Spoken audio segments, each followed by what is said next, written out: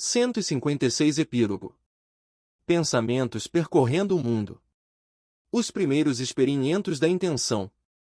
Desde o lançamento do experimento da intenção, em capa dura, realizamos uma série de experimentos com alvos variados, tanto online como ao vivo, diante de um grande público. Aqui vêem nossos primeiros resultados, desde agosto de 207. Para atualizações periódicas, consulte nosso site www.bententionexperiment.com. Passei meses pensando num alvo possível para nosso primeiro experimento da intenção. Eu queria algo de cunho filantrópico, que precisasse melhorar ou ser resgatado. O experimento deveria servir de inspiração a milhares de leitores e motivar sua participação. O alvo deveria ser de tal ordem que qualquer mudança fosse rapidamente mensurável. É muito importante também, deveria ser um experimento barato. Os experimentos científicos podem custar milhares de dólares e eu tinha uma verba limitada para doar, com vistas à criação de um website e o custeio dos experimentos. Reuni uma equipe de cientistas, composta por alguns investigadores de ponta na área de pesquisa da consciência que manifestaram um grande entusiasmo, Dr. Gary Schwartz, do Center for Advances in Consciousness and Health da Universidade do Arizona, Fritz Albert Popp na Alemanha, Robert J. e Brenda Dunne, do PR de Princeton, Dean Radin. Marilyn Sklitz, do Institute for Noetic Sciences, na Califórnia, o físico Konstantin Korokol. Em São Petersburgo, na Rússia, e o biólogo britânico Rupert Sheldrake. Meu plano era formar uma associação para discutir o protocolo de modo que vários cientistas participassem da condução dos experimentos e eu pudesse contar com prazos, recursos e resultados de cada laboratório. Começamos discutindo diversas ideias, mas nenhum de nós conseguia propor um experimento cabível nas exigências iniciais. Brenda Dunne, do laboratório da PR, propôs uma ecosfera, cheia de plantas e animais primitivos minúsculos. Poderíamos elevar artificialmente a temperatura e tentar baixá-la por meio do pensamento. Se o experimento fosse bem sucedido, teria a enorme implicação de que o pensamento coletivo poderia sanar o aquecimento global. Mas quando passamos a considerar o projeto, vimos que uma ecosfera exigia um ambiente fechado, totalmente adequado ao controle de umidade e temperatura. A não ser que essas instalações fossem construídas especialmente para isso, os cientistas teriam um problema praticamente impossível de ser solucionado. Os equipamentos de medição de que dispunham introduziriam influências externas, como a temperatura do ar, por exemplo, num ambiente hermeticamente fechado, inutilizando os resultados. Gary Schwartz sugeriu que tentássemos diminuir a taxa criminal em Tucson ou a taxa de mortalidade em determinado hospital. Marilyn Sklitz gostava da ideia e há de ajudar uma criança com déficit de atenção a melhorar, porque a atenção pode ser medida facilmente. Dean Radin trouxe ideias maravilhosas, extremamente criativas, que transformariam nosso site num jogo de computador. Poderíamos criar a imagem computadorizada de alguém com mal de Alzheimer e os leitores deveriam ajudá-lo a voltar ao quarto, observando seu progresso em tempo real. Ou poderíamos pedir a leitores do mundo inteiro que trabalhassem juntos para levar uma imagem computadorizada em certa direção, digamos, a um ícone que representasse a paz mundial. 157 Por mais que eu adorasse essas ideias, todas apresentavam problemas, ou de projeto, ou de custo. E também não queria usar um ser humano como um dos primeiros alvos. Antes de garantir um efeito positivo, tínhamos muito a aprender sobre o poder da intenção em massa. Gary Schwartz se ofereceu generosamente para realizar o primeiro experimento. Gary Tinha uma vasta experiência na condução de experimentos com energia de cura. Dispunha de um laboratório completo, patrocínio independente e equipamentos fantásticos. Afinal, ele foi o primeiro cientista a fotografar emissões de luz de seres vivos com seu sistema de câmera superfria CCD, que não só cria fotos digitais de emissões de biofótons, mas conta e analisa essas emissões, uma a uma. Recentemente, ele havia estudado o efeito da cura à distância nas emissões de luz em folhas de plantas. Assim como Fritz Albert Pope, Georg também achava que devíamos começar medindo o efeito da intenção nessa corrente de luz, que é infinitamente mais sutil do que, digamos, uma taxa de crescimento celular. As menores mudanças no organismo podem ser controladas e medidas. Além disso, Georg gostava de trabalhar com plantas, que são sujeitos experimentais limpos e bonitos, e dispensam os complicados processos de avaliação exigidos em sua universidade para experimentos com seres humanos. Georg sugeriu começarmos com uma folha tirada de um gerânio em flor no escritório de sua colega, Dr. Melinda Connor, para repetir o estudo piloto que eu realizará com Pope. Dessa vez, porém, o estudo teria um alvo e um controle idênticos.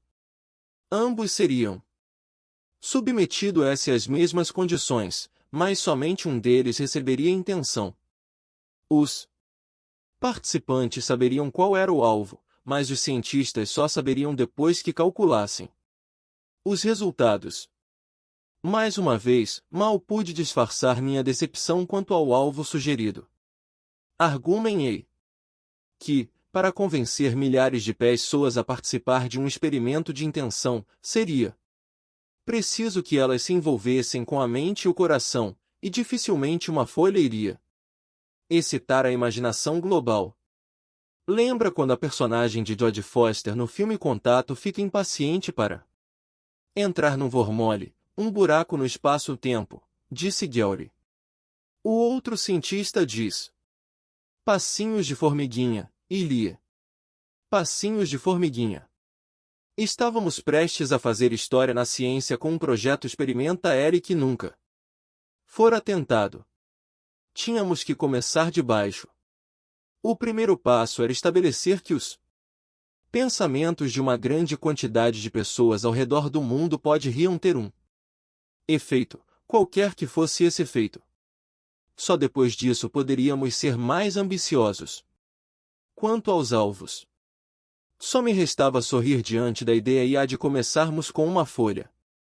Quando recebi a ilustração de capa da primeira edição norte-americana deste livro, a figura de uma folha, achei muito bonita, mas um pouco inadequada.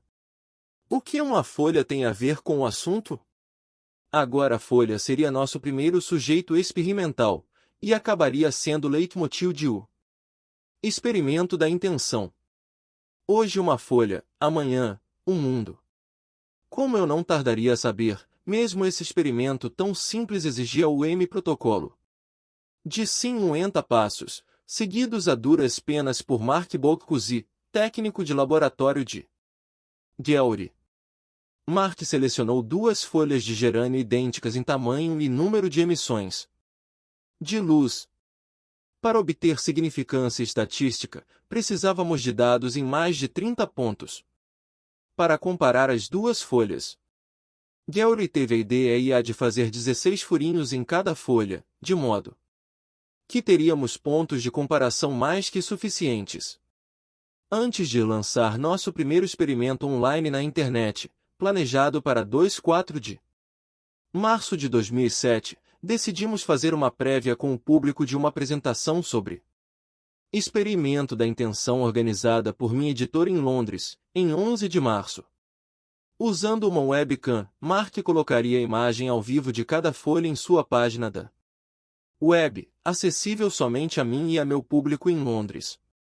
Logo antes do experimento, 158 alguém da plateia iria selecionar uma das folhas, para a qual enviaríamos intenção durante 10 minutos. Depois Mark poria as duas folhas sob a câmera CCD para serem fotografadas. A princípio, planejamos tentar diminuir as emissões de luz, como fizemos no experimento de Pope.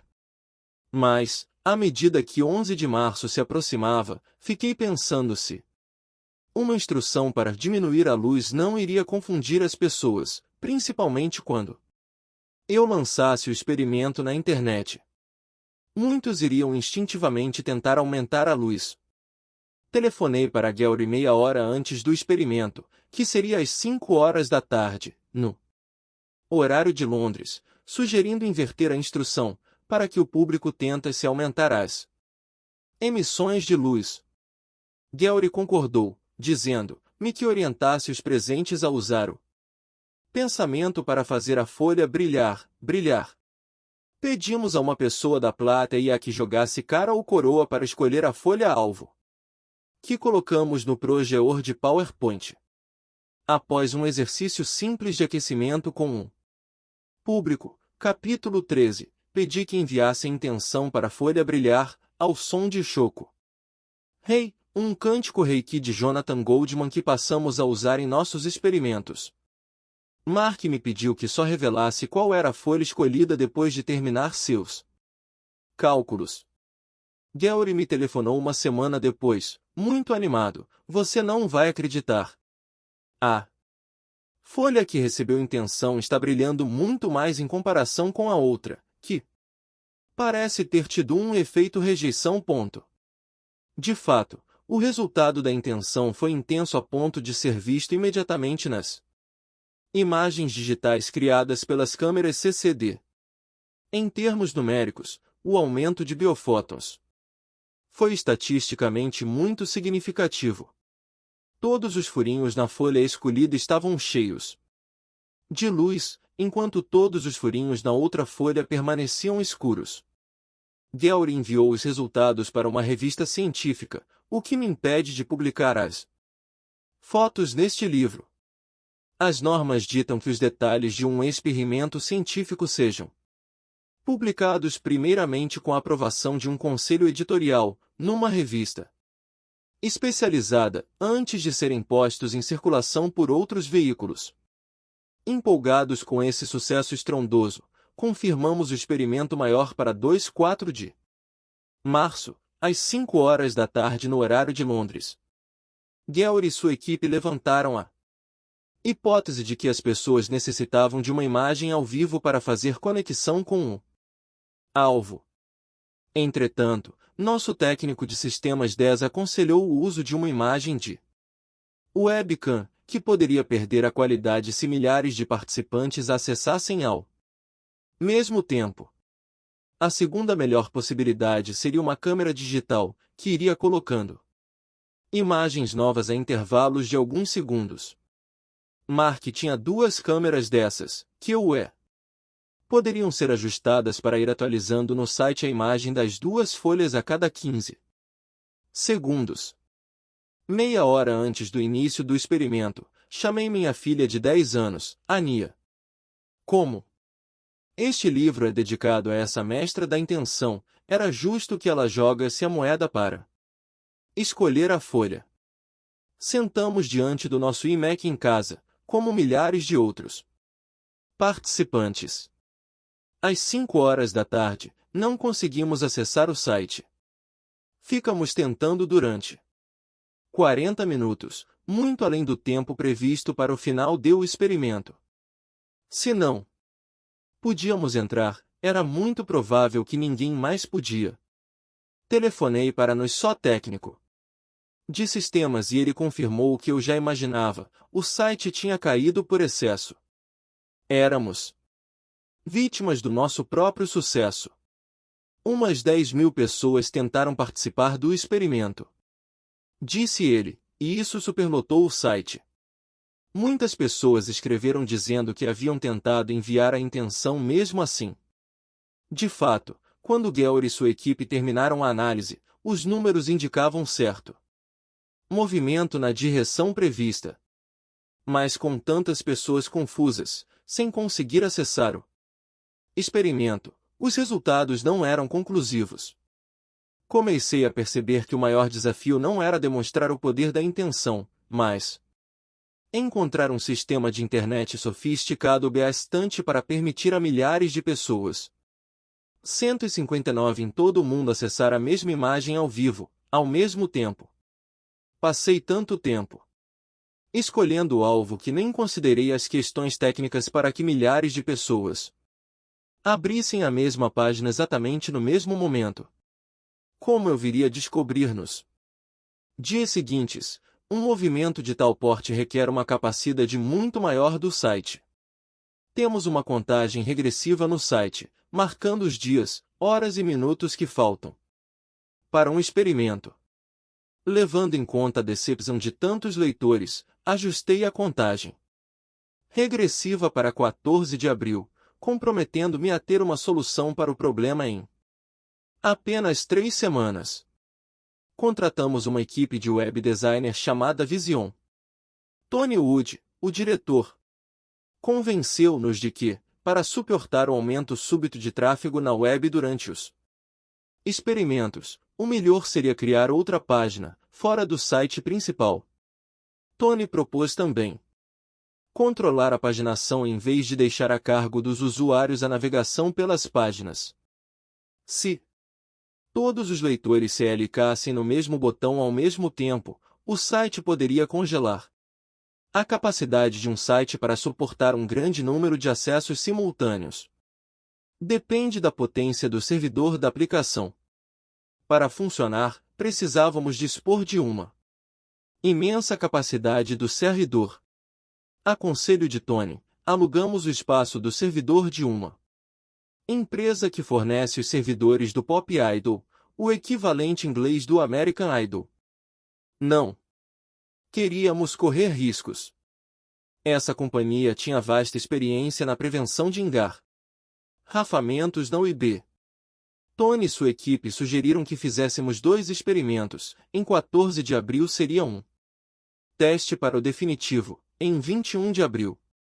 Os cientistas continuavam partindo da suposição de que era importante ter uma conexão com o sujeito ao vivo e planejaram o evento de modo a ter fotos contínuas.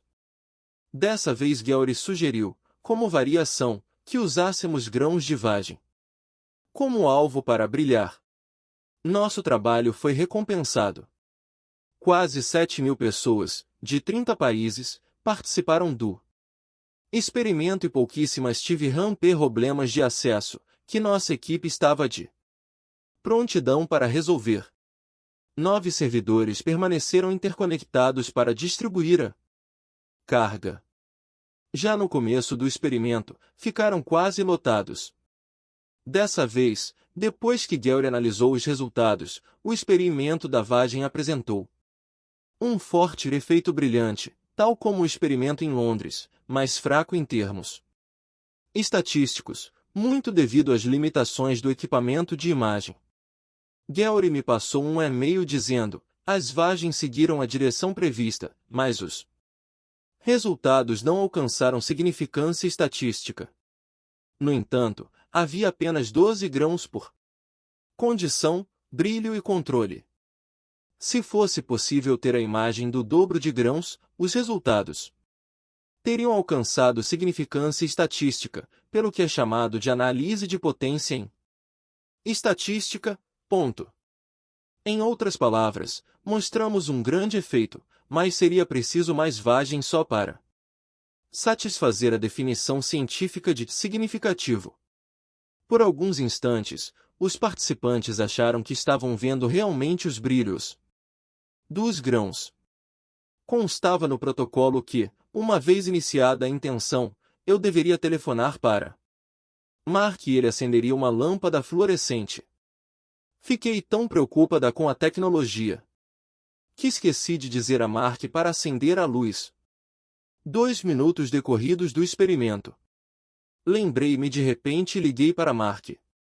Como a imagem era ao vivo, tão logo Mark recebeu a instrução, os grãos pareceram se acender na página da web. Mais tarde, muitos participantes escreveram que tinham visto o brilho dos grãos. Precisei dar a notícia de que o Efeito brilhante tinha uma causa mais prosaica. Uma semana depois, em 21 de abril, foi realizado o que consideramos o primeiro experimento, com as folhas de gerânio e com instruções para fazer brilhar. No entanto, embora 7.000 participantes tivessem entrado no site principal, apenas 500 conseguiram entrar no portal experimental. 160 dessa vez, o efeito foi pequeno. Menos de 1/10 das pessoas do experimento anterior puderam participar, o que pode ter sido uma razão para que os resultados não fossem conclusivos. Havia também a possibilidade de que experimentos em massa exigissem um limiar, uma massa crítica de participantes para que houvesse um efeito. Esses experimentos pilotos nos deixaram com algumas hipóteses interessantes. A intenção enviada por um grupo de poucas centenas presentes no mesmo local teve um efeito sobre um alvo distante, um efeito igual ao de um grupo de quase 7.000 pessoas enviando intenção de vários sites ao redor do mundo. O experimento fracassado de 21 de abril sugeria a possibilidade de que era preciso certa medida da dose de intenção para se obter o efeito. A Organização de Meditação Transcendental já havia chegado a essa conclusão tempos atrás, ao afirmar que era preciso certa percentagem de pessoas que praticavam regularmente a meditação para exercer um efeito nos índices de males sociais como a taxa criminal. Era também evidente que nossos problemas técnicos haviam interferido com a intenção. Em 24 de março e 21 de abril, as falhas técnicas podem ter causado o fracasso dos experimentos. No caso de 24 de março, embora muitas pessoas tivessem tentado enviar intenção para uma imagem mental de uma folha de gerânio, não registramos um efeito significativo. Gary e eu ficamos imaginando se a intenção grupal teria um efeito intensificado quando realizada por um grupo mais homogêneo e concentrado, presente no mesmo espaço físico. Mas, àquela altura, eram somente possibilidades que deveriam ser testadas em muitos outros experimentos para que pudéssemos ter certeza.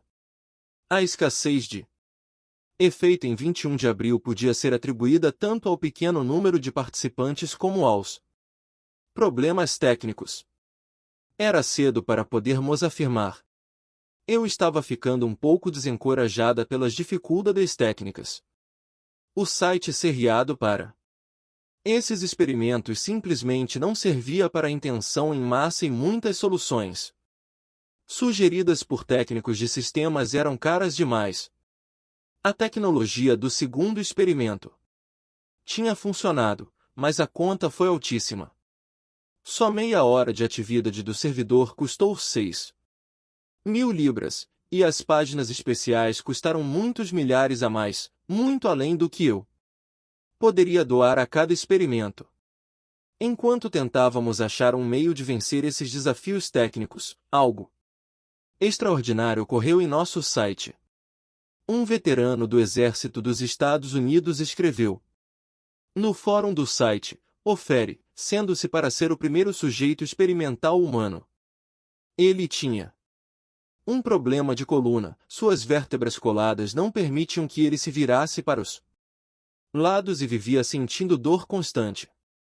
Tendo uma coleção de radiografias e outros resultados de exames médicos, ele podia fornecer um registro completo de seu histórico clínico, de modo que seria possível medir qualquer mudança. No B-log, o veterano pedia que nossos leitores se dispusessem a lhe enviar intenção 2 vezes por semana, e ele se comprometia a manter um registro diário de sua condição. Ao fim de alguns meses, ele escreveu dizendo que estava praticamente livre da dor. Essa experiência não podia ser considerada científica, não passava de um experimento de intenção pessoal, mas oferecia um exemplo maravilhoso do tipo de experimento de intenção que os leitores podiam usar na própria vida. Essa experiência gerou também uma ideia talvez pudéssemos realizar experimento S.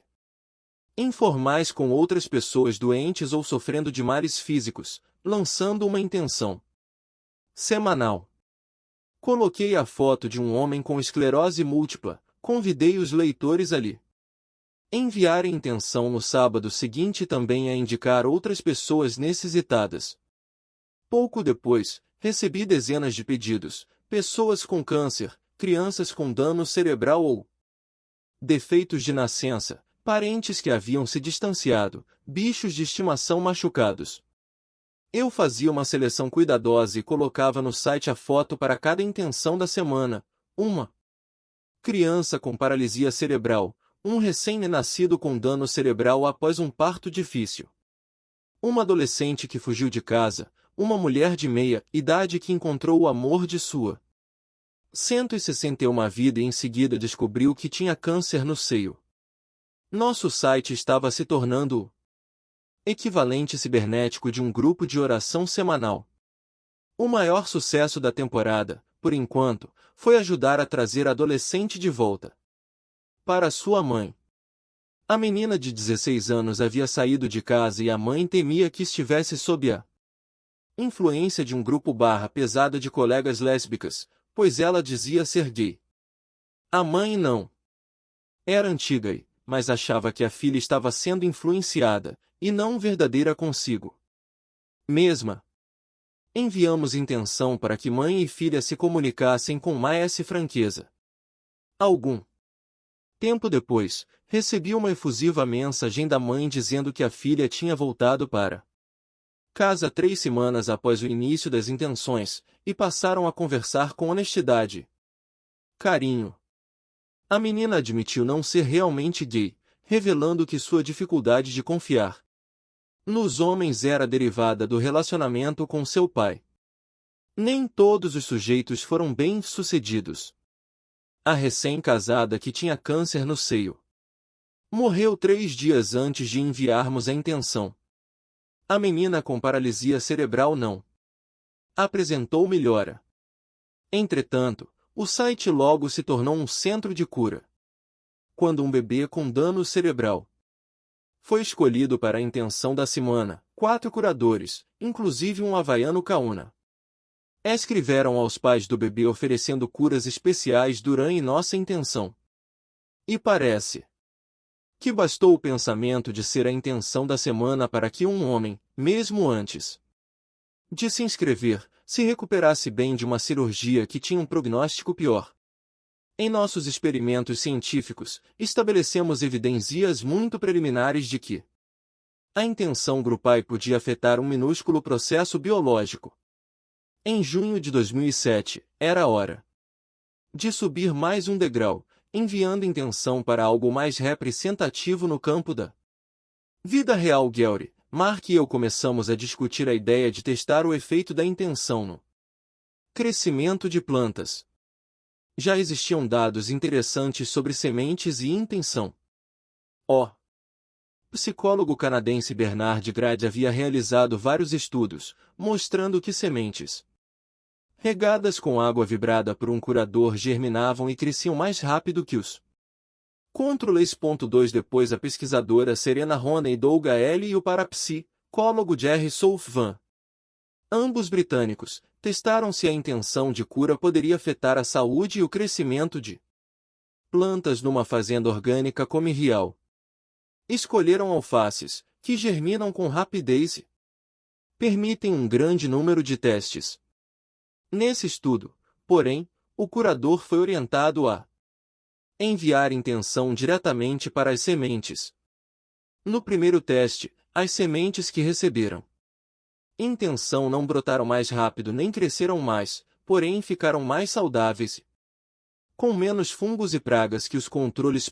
3 Mais, numa repetição do estudo, apresentaram maior crescimento, além de melhor saúde. 4 Embora quiséssemos basear o projeto do nosso experimento no estudo de Roney e Dougal, Mark recomendou que usássemos grãos de cevada, que é alimento de vários animais, saudável para os humanos.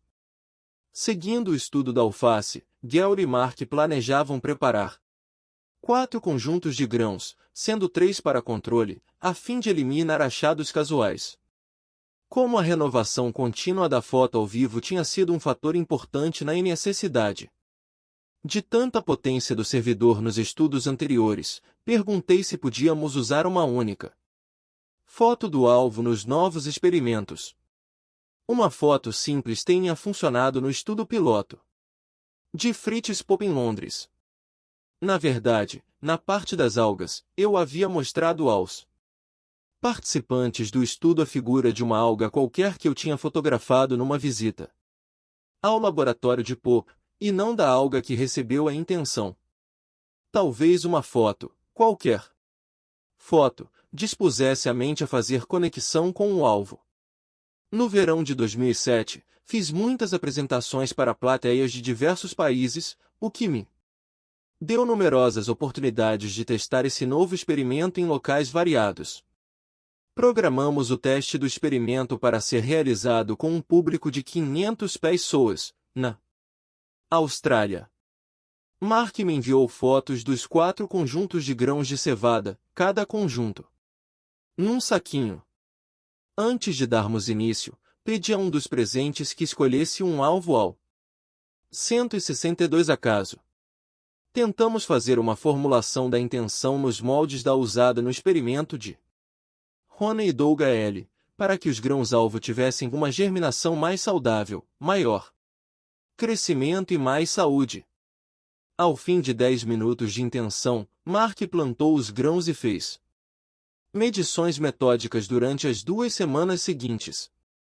Antes mesmo de obter os primeiros resultados, eu queria levar o estudo ao nosso site. Mas era preciso ver como conduzir esse experimento na web a um preço acessível. Anunciei com bastante antecedência esse próximo experimento para o dia 7 de julho. Era meados de junho e eu não queria decepcionar os participantes mais, faltando apenas 2 semanas, eu estava desesperada, sem saber como vencer a barreira tecnológica, que parecia intransponível. Por fim, resolvi seguir meu próprio conselho. Clareei a mente e enviei uma intenção para encontrar o técnico de sistemas perfeito e a perfeita solução. Dias depois recebi um telefonema do meu amigo holandês Guus Goaris, informando que um grupo de especialistas em computador talvez pudesse nos ajudar, de graça. Guus me apresentou a Nick Aenen, um projetista de aplicações online em rede que tinha seu próprio site espiritual. Nick trouxe uma solução genial para a questão da potência do servidor. Em vez de alugar servidores, por que não usar a capacidade gigantesca criada por algum portal de rede social existente, como o MySpace ou Facebook? Ele tinha instalado alguns sites usando o portal social Ning, que oferece instalações imediatas de sites de comunidades para organizações diversas. Para nossos objetivos, a maior vantagem do Ning era a capacidade do servidor, que possuía cerca de 500 polegadas terligados, para atender às suas 20.000 redes sociais. Quando Nick contatou os criadores da Ning, eles ficaram entusiasmados com a ideia de usar o equipamento para realizar experimentos de intenção. Aliás, Ning quer dizer l'amor em chinês, e deram início a um trabalho para modificar ligeiramente o sistema, a fim de atender às nossas necessidades.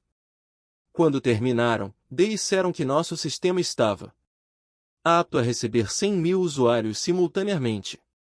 O novo site tinha só 5 dias de existência quando lançamos o experimento de germinação na web, num endereço temporário.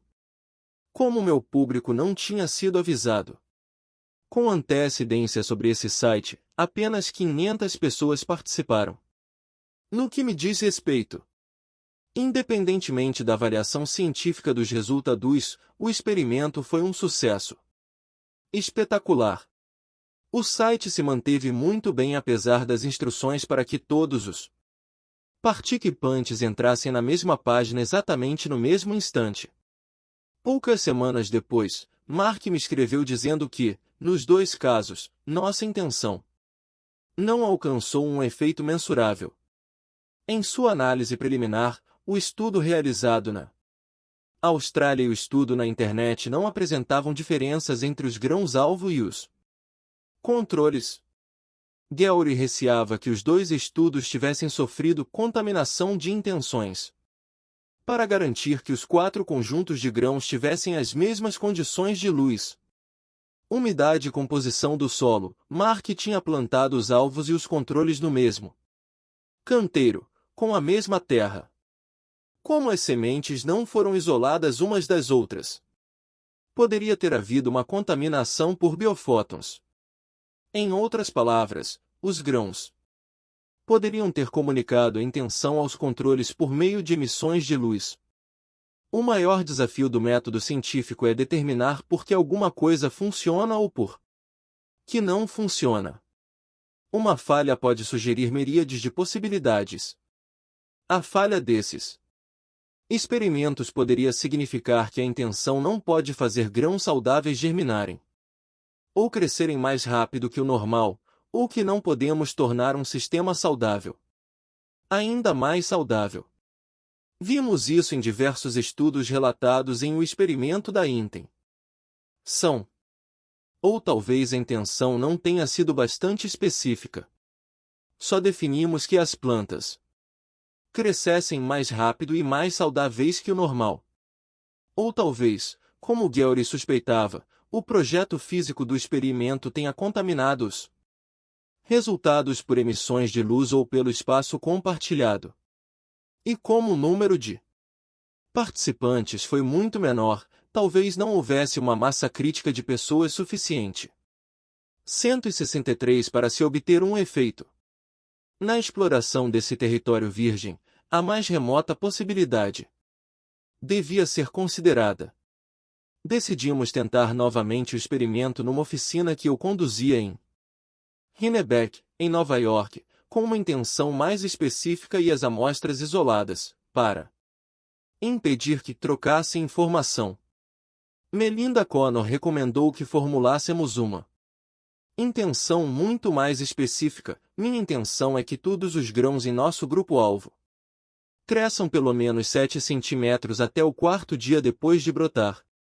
Poucas semanas depois, Gowry estava analisando os dados dos 3 estudos quando notou picos estranhos no gráfico. Numa análise mais minuciosa, ele descobriu que 10% dos grãos de cada grupo não haviam brotado. Percebeu então que o método estatístico comum que ele vinha usando não se aplicava àqueles números.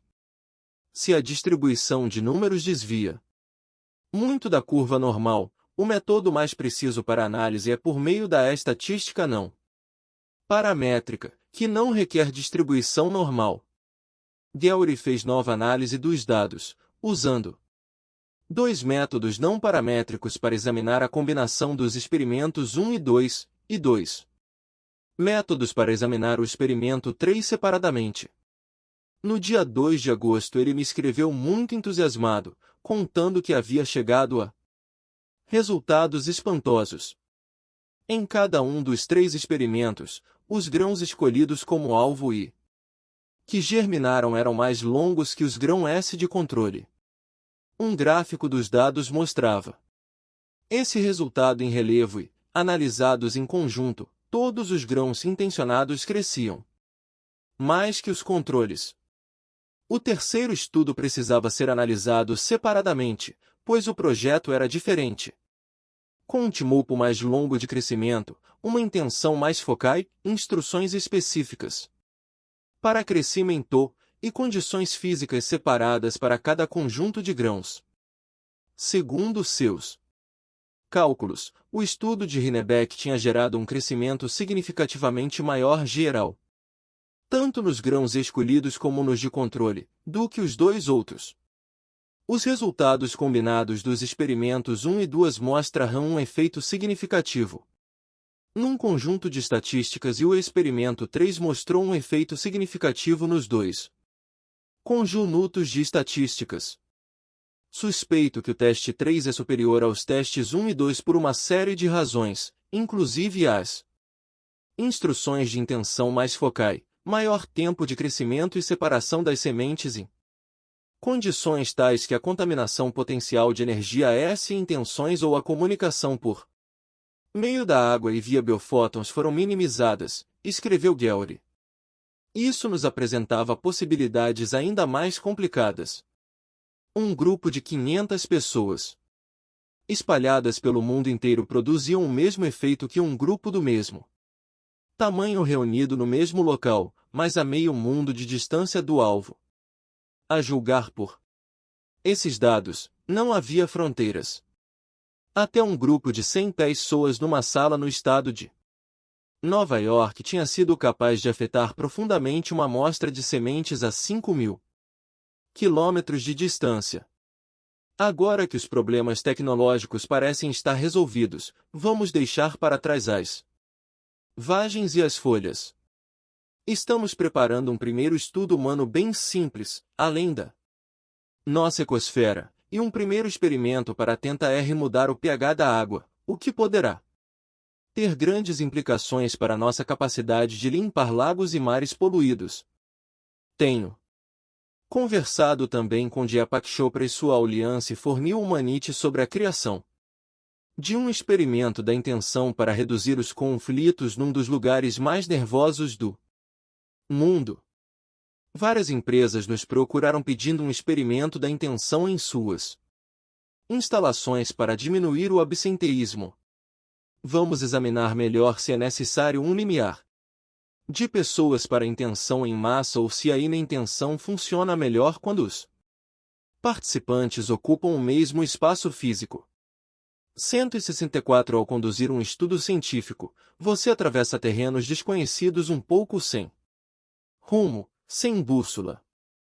Quando chega ao seu destino, nem sempre é o que você estava procurando. O grande pré-requisito de um bom cientista é a flexibilidade. Cada novo experimento da intenção traz uma pecinha desse novo desdobramento da história científica. Embora esses primeiros experimentos tenham funcionado, é importante entender que o que temos no momento não passa de uma interessante demonstração de possibilidades, sem uma única afirmação pronta e definitiva. Cada experimento científico deve ser repetido muitas vezes para que seja aceito como um fato, e é por esse motivo que repetimos cada experimento com vários grupos, grandes e pequenos. A cada vez avançamos um passo de formiguinha. A cada resposta, seja qual for, continuaremos aprendendo, e você também. www.tententilnaexperimente.com 165 Agradecimentos. O experimento da intenção foi montado a partir de várias entrevistas, correspondência com a maioria dos cientistas e médicos citados nestas páginas, além de uma leitura atenta de seus principais escritos científicos.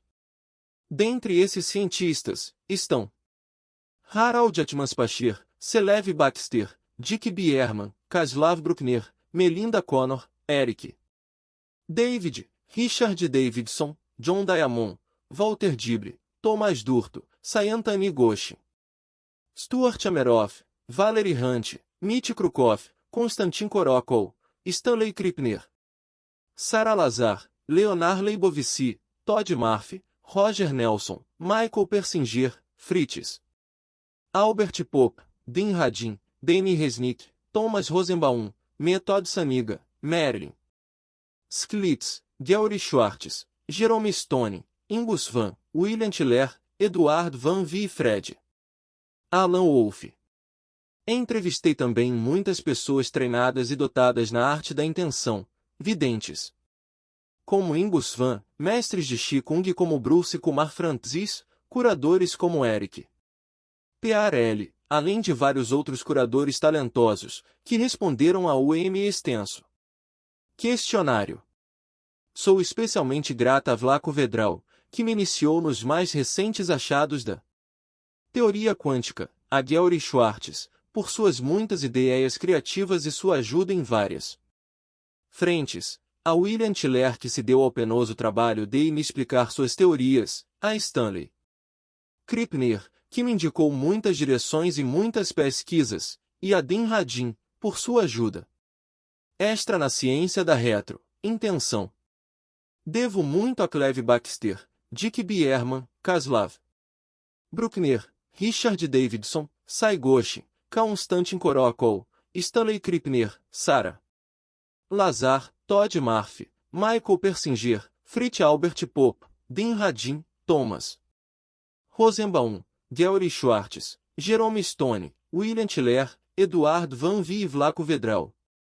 Todos eles leram os trechos dos originais 10 e livro que descreviam seus trabalhos e corrigiram os erros.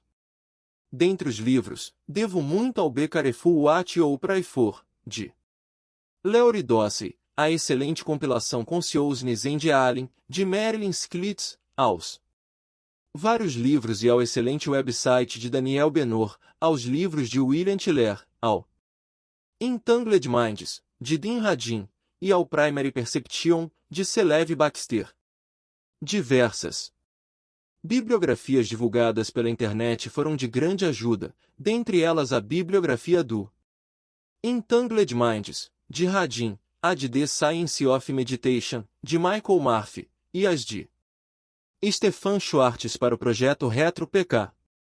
Especiais agradecimentos a Suzanne Donauer, Heidi Metcalf, Shannon Gallagher, Andrew Paulson, da Free Press, a Wanda Vitelei, Liz Dawson e Belinda Bud, da HarperCollins do Reino Unido, pela aprovação desse projeto e seu apoio em todos os estágios.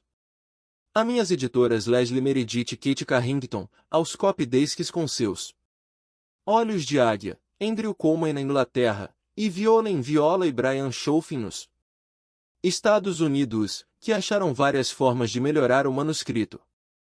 Menção especial a Will Arts, Betsy Chassi e Mark Vicente, que participaram em What The Beleep do ICNUW, e seu permanente apoio a DFLD, o campo e aos meus outros projetos.